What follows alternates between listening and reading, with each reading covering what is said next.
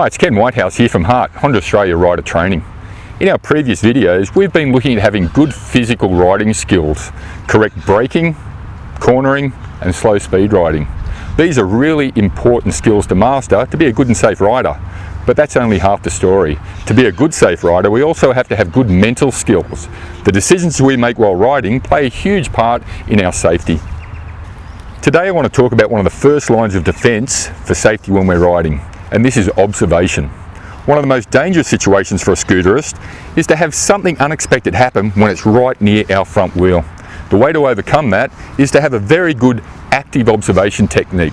This means scanning for potential hazards well before they become a risk to us. You know, humans aren't designed to go very fast. We're designed to walk, jog, run if we really have to, and this means that we don't need to look very far ahead to keep ourselves safe from risks that are out in front of us. But when we're riding our scooters, we're often going much faster than a human can run, so we need to be able to look a lot further ahead to be able to respond to any particular hazard. Let's think about biology for a moment. Research tells us that the average reaction time for a healthy human being is around about 1.5 seconds. Now, if you're a jet fighter pilot, your reaction time might be a bit better than that, but if you're not, like me, it's probably a little bit longer. Now, if we need 1.5 seconds to react to a potential threat, that means we need to have a certain amount of time to react and then be able to respond to the problem. So 1.5 seconds of reaction time and approximately 2.5 to 3 seconds to brake our scooter to a stop.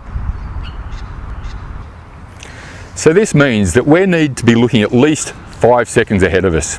So depending on how fast we're going, wherever we're going to be in 5 seconds time, that's where I need to be putting my focus.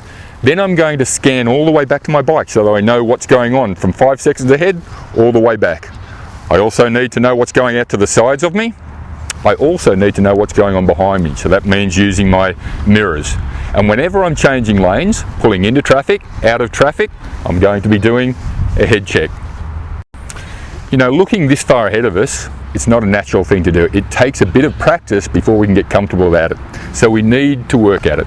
Remember, looking 5 seconds ahead, scanning back to our bike, scanning out to the sides for potential hazards, checking our mirrors to see what's behind us, and doing a head check whenever we're changing positions. This active technique allows us to lower our risk. Now, riding a scooter is not a risk-free thing to do, but we get to decide how much risk we're going to put ourselves at. Having a good active observation technique lowers that risk way down. In our next video, we're going to have a look at when we do identify a hazard, what we can do to get that risk even lower. Come and see us at Hart. Safe riding.